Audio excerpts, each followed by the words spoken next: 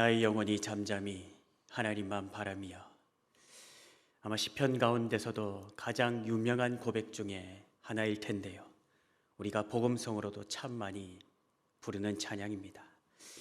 송정미 사모님께서 부르셔서 유명해진 곡으로 아는데요, 나의 영혼이 잠잠히 하나님만 바라며. 저는 이 찬양을 청소년 시절에 입에 달고 살았던 것 같습니다. 틈만 나면 이 골방에서 이 찬양을 하며 눈물 흘리며 때로 하나님을 목 놓아 부르기도 하고 기도하면서, 개인적으로는 참 눈물의 추억이 많은 찬양입니다. 이 찬양이 간절했던 그 시절을 돌아보면요, 아침에 눈 뜨는 게 싫었고, 그리고 어두운 밤이 오는 게 참 싫었던 시절이었습니다. 주님을 너무나도 좋아하셨던 저의 아버지는 밤마다 주님을 마음껏 먹고 마시고 들어오셔서 집안을 풍비박산으로 만들어내셨습니다.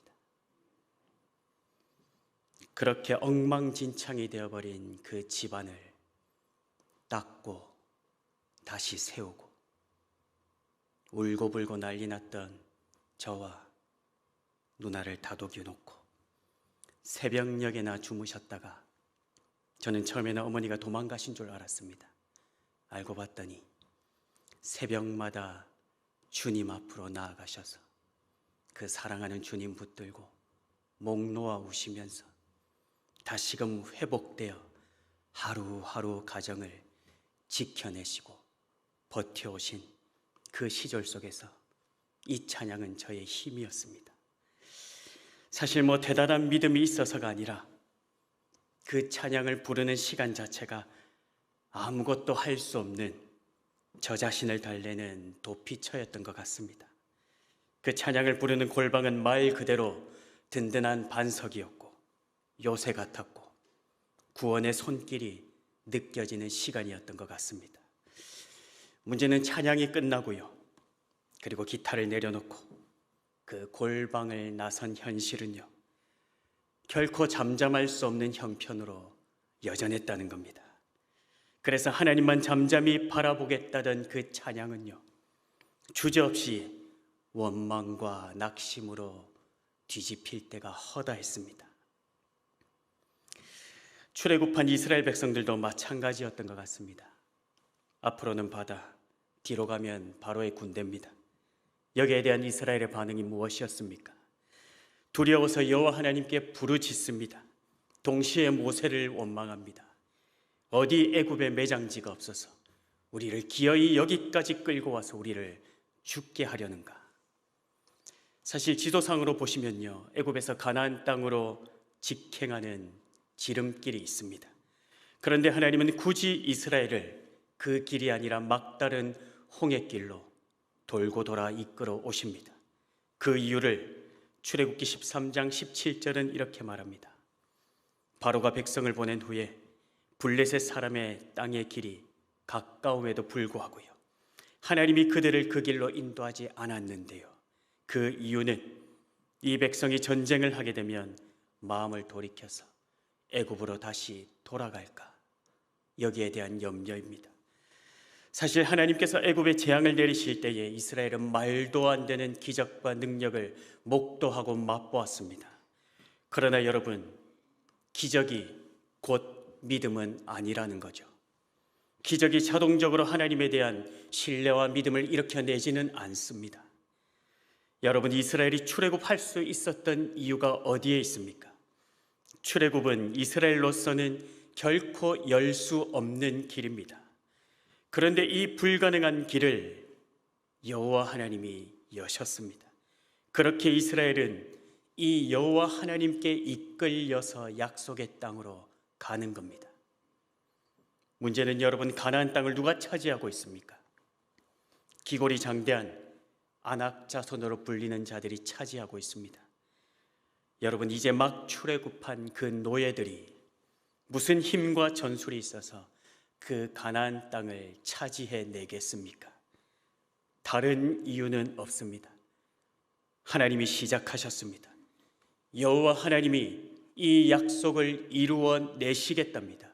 그러니 너희는 두려워 말고 가만히 서서 나의 구원이 어떻게 펼쳐지는지를 보라는 겁니다. 그래서 지금 하나님은 홍해로 막히고 그리고 뒤로는 애굽의 군대가 추격하는 이 다급하고 절망스러운 현실에서조차도요, 여호와 하나님만을 바라는 그 믿음을 준비시키겠다는 겁니다. 이 배경과 연결해서 오늘 시편 62편을 보시면요, 다윗은 계속해서 만이라는 표현을 기록합니다. 1절에 보시면 나의 영혼이 잠잠히 하나님만이라고 합니다. 그리고 2절에서 오직 그만이라고 합니다. 또 5절에서 다시 한번 나의 영혼아 잠잠히 하나님만이라고 고백하고요, 또 6절에서도 오직 그만이라고 반복합니다. 보통 학자들은 이 시의 배경을 압살롬의 반역으로 보기도 하는데요, 사실 정확하게는 알 수 없습니다. 분명한 것은 지금 다윗은 온갖 불법으로 자기를 끌어내리려는 그 대적들의 위협에 둘러싸여 있습니다. 4절에 보시면 그들이 높은 자리에서 다윗을 떨어뜨리기만을 꾀하고 있습니다. 지금 원수들 입장에서는 보통 거사가 아닙니다. 여러분, 다윗이 누구입니까? 하나님께서 직접 기름 부어 세운 왕입니다. 골리앗도 감당할 수 없는 다윗입니다. 왜 그렇습니까? 만군의 여호와의 이름에 붙들려 있기 때문입니다. 다윗이 대단해서가 아니라 만군의 여호와의 이름이 다윗을 붙들고 있기 때문이라는 겁니다. 하나님께 내 마음에 합한 자라고 찍힘을 받았습니다. 이런 다윗을 끌어내리려면 얼마나 치밀하고 치열하게 준비를 해야 되겠습니까? 반드시 끌어내리기 위해서 수단과 방법을 가릴 수 없습니다. 이 사실을 강조하기 위해서 4절에 보시면요, 떨어뜨리기만이라고 강조하는 겁니다.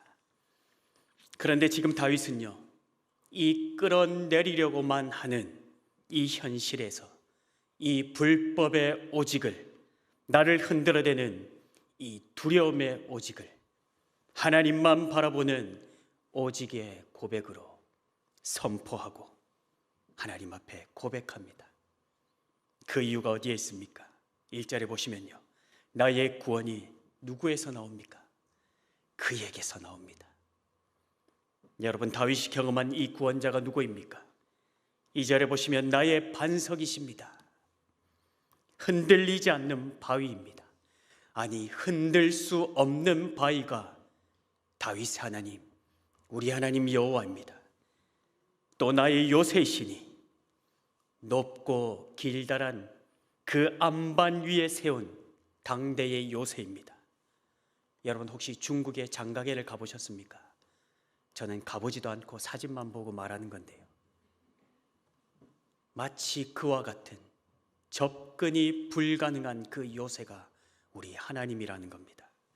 사울을 피해 도망 다닐 때에 사실 다윗 스스로는 시도 때도 없이 흔들렸습니다. 흔들리다 못해서 그 골리앗의 머리를 벤 이후에 골리앗의 고향 땅 그 가드까지 찾아 들어가서 다윗이 벌인 일이 무엇입니까? 살아보려고 그 가드 성문에 자기 머리를 스스로 쥐어 박으면서 수염에 침을 흘려대면서 미친 척 연기를 하지 않습니까? 그러나 여러분, 다윗은 때로 이렇게까지 흔들리지만 다윗의 하나님은 여전히 흔들리지 않는 바위요, 요새라는 겁니다. 사울 입장에서 보면요, 이 다윗 하나 잡자고 수천의 군사를 풀어놓았습니다. 10년의 기간입니다.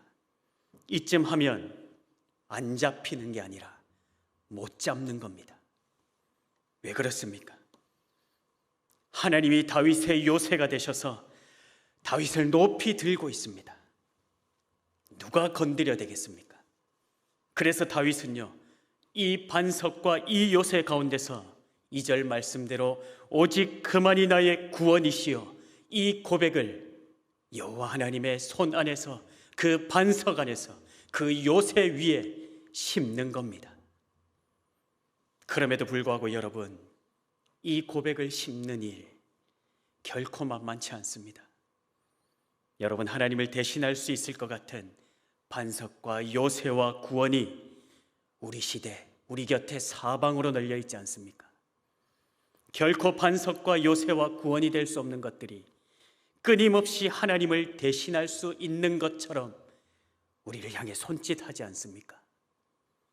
한때 유행했던 말이 무엇입니까?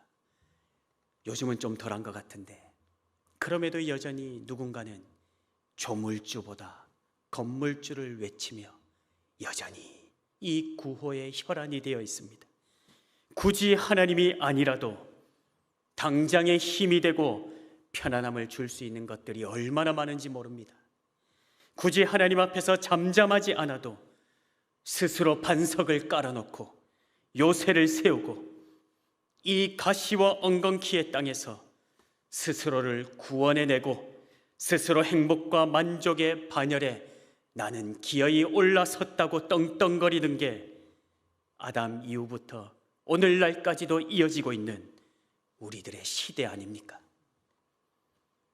그런데 당장의 효능감이 내 원대로 나타나지 않는, 사실 보이지도 않고요, 그 하나님만을 나의 반석으로 삼는다, 그 하나님을 나의 요새로 삼는다, 그 하나님만을 나의 구원으로 잠잠히 바라본다는 것 자체가 교회당 안에서는 얼마든지 쉬울 수 있겠지만 우리들이 치열하게 살아가야 하는 그 세상 속에서는 이보다 바보 같은 짓이 없는 겁니다. 이게 세상에서 그 무슨 매력을 발산할 수 있는 일이겠습니까? 그래서 당장에 보이는 걸 붙잡는 게 훨씬 더 쉽고 현명합니다. 재물이든 사람이든 뭐든 보이는 대로 붙잡는 게 상책입니다. 그게 당장은 편안하고 든든합니다. 여러분, 이것이 부정할 수 없는 우리 믿음의 현실입니다. 그러나 여러분, 그렇게 의지하고 싶은 사람과 재물과 권력과 그 힘의 본질이 무엇입니까? 9절을 보시면요, 아, 슬프도다. 사람은 무엇이라고 합니까? 입김입니다. 인생은 무엇입니까? 속임수입니다. 전도서를 보시면요, 하나님 없는 사람과 그 인생을 입김이라고 말합니다. 아무리 풀어봐도 흔적도 없이 속히 사라지는 입김입니다. 그래서 헛되고 또 헛되니 모든 것이 헛되도다. 다 바람 잡는 일일 뿐이라는 겁니다. 9절을 다시 보시면요, 사람이라고 하는데 신분이 낮은 사람입니다. 그리고 인생이라고 표현하는데 신분이 높은 사람입니다. 신분이 낮은 사람도 하나님 없는 인생이라면 입김에 지나지 않고요, 신분이 높은 사람도 하나님 없는 인생이라면 속임수에 불과하다는 말입니다. 입김과 같은 인생을 붙들어줄 절대자가 없기 때문입니다. 그럼에도 세상은요, 그 권세가 그 사람인 줄 압니다. 그렇지 않습니까, 여러분? 그 재물이, 그 지식이 마치 그 사람인 양 착각합니다. 그래서 좀 있어 보이는 사람 앞에서 어떻게 합니까? 비굴하게 굴고 굽신거립니다. 좀 못해 보이는 사람 앞에서는 허세를 부리고 갑질이라는 그 행위를 보여주지 않습니까? 여러분, 재물과 지식과 힘이 입김과 같은 하나님 없는 사람 손에 쥐어지면요, 얼마나 치졸하고 치사하게 변질되는지 모릅니다. 우리가 다 보지 않습니까? 말 그대로 이런 인생은 그래서 속임수에 지나지 않는다는 겁니다. 그래서 여러분, 하나님만을 바라는 믿음의 증거가 어디에 있습니까? 사람을 의식하지 않습니다. 사람을 두려워하지 않습니다. 사람에게 소망을 두지도 않습니다. 물론 오해하지는 마십시오, 여러분. 천상천하 유아독존으로 살아가자는 말이 아닙니다. 물론 하나님께서 우리에게는 특별히 믿음의 동력자들을 붙여 주셨습니다. 참으로 감사한 일이고 축복된 일이고 귀한 선물입니다. 그래서 동력자와 함께 믿음의 길을 걷고 서로 이 세상 가운데서 밀어주고 당겨주고 이끌어줄 때 얼마나 힘이 되고 감사한지 모릅니다. 얼마나 위로가 되고 또 든든한지 모릅니다. 그러나 여러분, 그럼에도 감사를 넘어서 그 사람에게조차 때때로 내 소망과 기대를 거는 일은 끝내는 위험할 수도 있습니다. 하나님께만 두어야 될 소망을 만약에 사람에게 두게 되면요, 아무리 축복된 관계라고 해도 결국은 실망만 남기게 될 뿐입니다. 결국은 그 선물을 선물되지 못하게 만들 수도 있습니다. 사실 여러분, 우리가 무엇이라고 하나님이 약속하신 그 소망을 부족함 없이 감당해내고 열매를 맺어가겠습니까? 그 사람이 도대체 어떤 능력이 있길래 하나님만이 약속할 수 있고 약속을 이뤄낼 수 있고 그리고 소망을 줄 수 있는 그와 같은 소망을 이루어내겠습니까? 그래서 더욱이 10절에 보시면 포악을 의지하지 말라라고 합니다. 여기에 포악이라고 하니까요, 그냥 단순히 우리가 이해하는 불법처럼 보이지만 이 말은 돈, 권력, 학벌, 지식, 하나님 없이도 얼마든지 땀 흘리고 수고해서 얻어낼 수 있는 온갖 종류의 세상의 힘입니다. 그런데 왜 이것을 포악이라고 말합니까? 이런 것들이 하나님 없는 사람 손에 쥐어지면요, 누구나 할 것 없이 이 세상에서 자기 바벨탑을 쌓으며 떵떵거린다는 겁니다. 그래서 이 포악이 속임수와 같은 우리 인생과 만나게 되면요, 끊임없는 탈취와 경쟁과 서로 물고 물어뜯는 그 결말로 이어지게 될 뿐이라는 겁니다. 사실 뉴스만 틀면 편법과 불법이 판을 치는 뉴스가 결론적으로는 한결같은 뉴스의 내용입니다.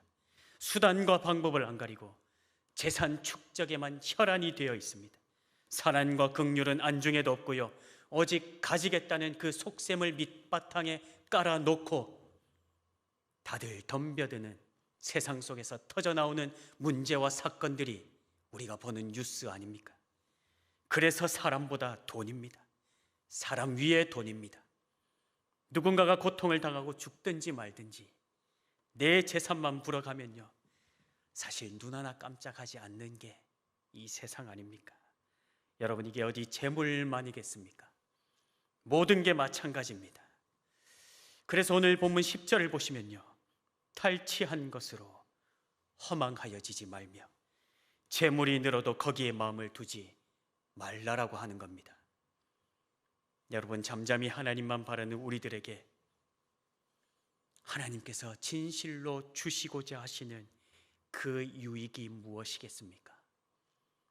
도대체 여러분들은, 우리는 무엇을 기대하고 이 좁디 좁은 그리스도의 길을, 십자가의 길을, 이 세상의 넓은 길을 뒤로하고 굳이 이 길을 걸으려고 그리고 이 자리에 또 나오셨습니까? 부유함 때문입니까? 건강 때문입니까? 꼭 이루어내고야만은 성공의 목표가 있기 때문입니까? 더 좋은 직장 때문입니까? 그로 인해 더 윤택하고 편안한 생활 때문이겠습니까? 물론 예수를 참된 복으로 알아가는 그 과정 속에서 하나님의 뜻이 있다면 우리에게 얼마든지 허락하실 수도 있는 일입니다. 그러나 여러분, 이것 자체가 예수 믿는 복의 결말은 아니라는 겁니다.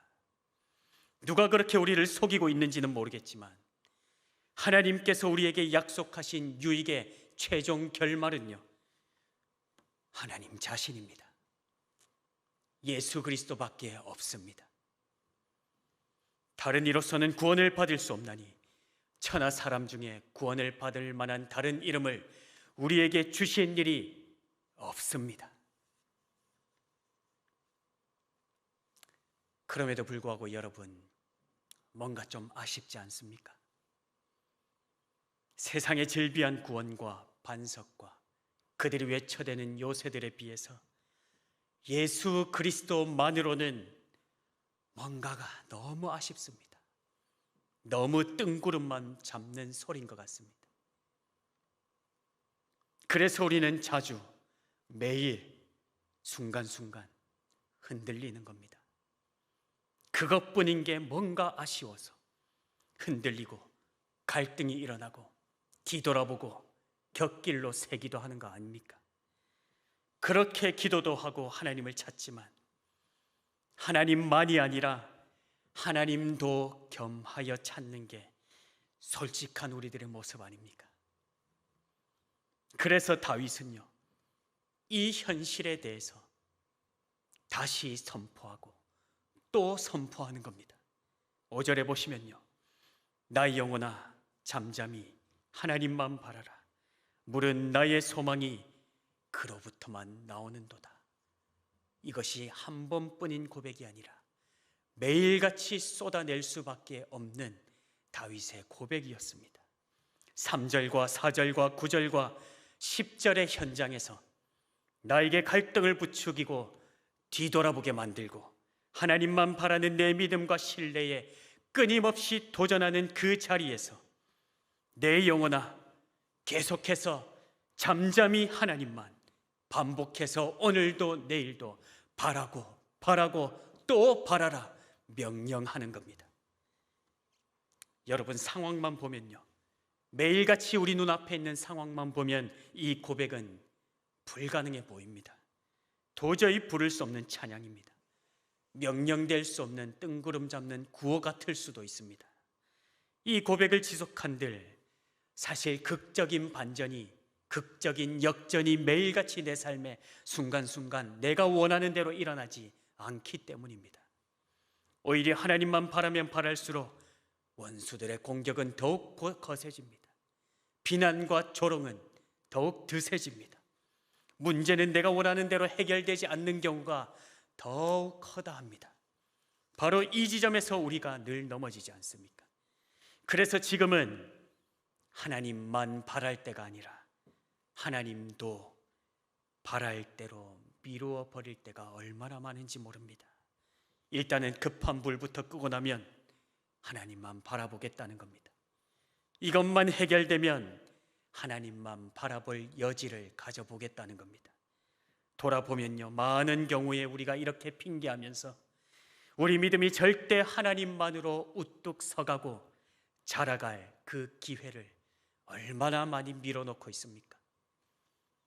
그래서 지금껏 그렇게도 하나님을 부르고 살았지만 경건의 모양은 넘치는 것 같은데 경건의 능력은 상실한 채로 자라지 못하고 정체되어 있지는 않습니까?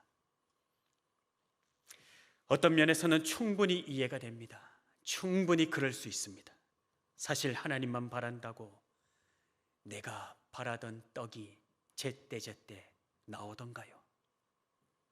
하나님, 그렇게 기도하고 여지껏 기다리는데도 도대체 나는 왜 아직도 이 모양 이 꼴입니까? 이렇게 기도의 응답이 더디 올 때, 내 마음 같지 않을 때, 솔직히 하나님만을 바라는 신뢰가 때때로 얼마나 더덥게 느껴지는지 모릅니다. 그러나 여러분, 원하는 응답을 받든지 못 받든지 얼마나 길어지든지 우리의 기도, 우리의 예배, 믿음의 기다림은 결코 헛되지 않습니다. 때때로 내가 원하는 응답이 없는 그 기도와 그 예배와 믿음의 기다림을 지속하게 하시는 그 이유가 어디에 있겠습니까? 그럼에도 그 기도와 예배와 믿음의 기다림을 지속할 이유가 무엇이겠습니까? 하나님은 도대체 왜 이 지난하고 지루한 기도와 이 예배와 때때로 응답 없는 그 자리를 사수하게 만드십니까? 그곳에서 무슨 섭리를 이루시겠다는 겁니까? 여러분, 바로 그 자리에서 우리는 내가 진짜 추구하고 있는 게 무엇인지, 내가 진실로 붙잡고 싶은 게 무엇인지, 하나님을 향한 나의 믿음과 그 뿌리가 무엇인지, 그 신뢰와 믿음의 실체가 무엇인지, 그 지루하고 지난한 과정 속에서 낱낱이 밝혀지게 된다는 겁니다. 내가 진짜 의지하려고 했던 대상이 진실로 하나님이었는지, 아니면 그저 그 하나님을 딛고서 다른 것을 붙잡고 싶었던 건지, 우리 자신을 적나라하게 들여보게 되는 자리가 그 자리라는 겁니다. 동시에 바로 그때에 다윗이 고백하는 이 7절의 말씀처럼 나의 구원과 영광이 진실로 누구에게 있는지, 나의 힘과 반석과 피난처가 누구에게 있는지 하나님께서 우리 믿음의 눈을 열어 젖히시고요, 신뢰의 걸음을 더디나마 한 걸음 한 걸음 떼어 가시게 만드시는 겁니다. 여러분, 하나님만 바라는 믿음과 신뢰는 다윗의 편안한 궁궐 생활의 고백이 아니지 않습니까? 끝없는 도전의 직면에 있는 이 세상 속에서 겪어내야만 하는 치열한 현실의 고백입니다. 상황만 보면 이 고백은 내 힘과 의지로는 도저히 부를 수 없는 찬양입니다. 나를 보면 나는 이 고백과 이 믿음과 이 기다림의 신뢰를 드릴 실력이 없는 자입니다. 더욱이 이 고백을 지속한들 극적인 상황 반전이 쉽사리 일어나지도 않습니다. 오히려 이 고백 사이사이마다 하나님만을 더욱 바랄 수 없게 만드는 공격과 도전과 문제들은 끈질기게도 우리를 물고 늘어집니다. 여러분, 하나님만 바라보는 믿음의 현실은 이렇게 항상 도전합니다. 할 수만 있다면 온갖 수단과 방법과 목소리들이 하나님만 바라는 우리 자신과 교회를, 우리 가정을 끌어내리려고 합니다. 이것이 현실입니다. 이 현실이 우리 믿음을 심어야 하는 현장입니다. 그럼에도 여러분, 하나님만 바라는 내 믿음과 신뢰에 이와 같은 도전이 없다고 한번 생각해 보십시오. 만약에 그렇다고 한다면요, 내 믿음이 진짜이고 내가 드리는 신뢰가 진실한지, 하나님만 바라봄이 진짜 내 반석과 내 요새와 구원이라는 사실을 무엇으로 증명해낼 수 있겠습니까? 언제 증명해 볼 수 있겠습니까? 어디서 증명해낼 수 있겠습니까? 그래서 다윗은 선포합니다. 8절의 말씀입니다. 우리 8절의 말씀을 함께 고백하겠습니다. 백성들아, 시시로 그를 의지하고 그의 앞에 마음을 토하라. 하나님은 우리의 피난처시로다. 아멘. 사랑하는 성도님 여러분, 이 다윗의 하나님이 나의 구원이시라면 누가 이 하나님을 이기고 나를 무너뜨리겠습니까?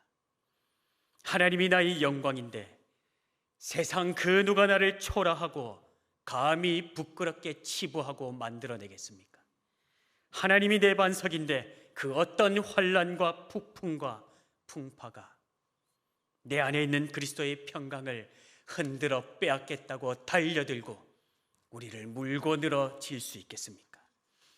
이 하나님이 나의 피난처신데 그 어떤 무기나 창검이 내게 위협이 되겠습니까? 여러분, 다윗이 이렇게 하나님만을 바랄 수 있는 원동력이 무엇인지 아십니까? 11절에 보시면요, 권능은 하나님께 속하였다. 모든 권세와 능력은 하나님 소관입니다. 권세 중에 권세, 능력 중에 능력이 우리 하나님입니다. 또한 12절에 보시면요, 주여 인자함은 주께 속하였다라고 합니다. 이 인자, 우리가 많이 들었던 헤세드입니다. 반드시 약속을 지키는 일에 있어서 신실하신 그 하나님을 가리키는 표현이 이 인자함입니다. 그래서 이 권능과 인자함이 만나서 하나님이 우리에게 약속하셨다면 그 하나님은 전능한 능력으로 반드시 그 약속을 이루어 내고야 만다는 것이 창세기 1장 1절부터 시작되어 우리에게 계시된 하나님의 약속의 말씀 아닙니까? 그래서 여러분, 하나님이 약속하셨다면, 약속이 주어졌다면 그걸로 끝입니다. 그 약속이 이루어질지, 언제 이루어질지 그 걱정은 우리가 할 일이 아니라는 겁니다. 그래서 하나님만을 바라고 잠잠할 수 있는 힘은요, 내 열심과 내 결단이 아닙니다. 이 하나님을 아는 만큼 그것으로부터 힘을 공급받는 겁니다. 나의 하나님이 어떤 능력을 가지고 계시는지, 그 능력으로 우리에게 약속하신 바를 얼마나 신실하게 지켜내시는 분인지 이 하나님을 아는 것이, 이 하나님만을 바라고 하나님 안에서 잠잠하게 이 세상 가운데서도 그 하나님만을 기다리게 하는 힘이자 동력이라는 겁니다. 그래서 빌립보 감옥에 갇힌 바울이 고백한 것이 무엇입니까? 빌립보서 4장 6절에서 7절에 아무것도 염려하지 말고 다만 모든 일에 기도와 간구로 너희가 구할 것을 감사함으로 하나님께 아뢰라. 그리하면 모든 지각에 뛰어난 하나님의 평강이 나의 이해와 나의 지각과 나의 사고를 초월하는 도무지 설명될 수 없고 설명이 불가능한 세상의 그 어떤 힘으로도 만들어낼 수 없는 그 하나님의 평강이 그리스도 예수 안에서 내 영혼을 가득 채우셔서 내 마음과 생각을 지켜내시리라.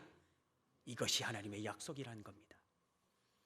여러분, 홍해만 바라보고 애굽 군대만 바라보면요, 원망은 당연한 겁니다. 우리가 무슨 수로 담대할 수 있겠습니까? 그러나 우리를 이끄시는 하나님을 알면 알수록 홍해 바다마저도 마른 땅으로 지나가게 하실 분을 알고 고백하게 되는 겁니다. 이 하나님을 바라고 묵상하고 알게 되고 잠잠하게 될수록 홍해 바다와 뒤쫓는 애굽 군대는요, 우리의 숨통을 틀어지는 단순한 두려움을 넘어서요, 오히려 그 자리에서 여호와 하나님의 구원을 맛보는 소망의 자리가 되는 겁니다. 그래서 다윗은요, 오늘 시편에서 고백하기를 상황의 변화나 사울이 쫓아대는 것을 멈춰 주시거나 압살롬의 그 반역을 이제는 멈추어 주시거나 다른 어떤 환경의 변화를 기다리는 것이 아니라 그 자리에서 하나님만을 기다리는 겁니다. 하나님만이 그의 자녀된 우리 필요의 전부임을 깨달았기 때문입니다. 그래서 다윗은 다시 한번 선포합니다. 마지막으로 우리 시편 62편 5절 6절 말씀입니다. 우리 함께 마지막으로 고백하겠습니다. 나의 영혼아 잠잠히 하나님만 바라라. 물은 나의 소망이 그로부터 나오는도다. 오직 그만이 나의 반석이시요 나의 구원이시요 나의 요새시니 내가 흔들리지 아니하리로다. 아멘. 사랑하는 성도님 여러분, 간절히 바라기는 우리 치열한 믿음의 현장은 여전할 겁니다. 올 한 해도 계속해서 이어질 겁니다. 그러나 그 현장에서 다시금 여호와께로 돌아가서 여호와 하나님만이 나의 반석이시요 나의 요새시요 나의 구원이심을 경험한 자로 이 하나님을 기다리는 그 현장에서 그 하나님께서 나에게 주시는 그 승리가 무엇인지, 그 보호가 무엇인지 경험한 자로, 그 고백을 터뜨려 내게 된 자로 하나님만 붙들고 살아가며 승리하는 우리 모든 성도님들 되시기를 주의 이름으로 축원드립니다.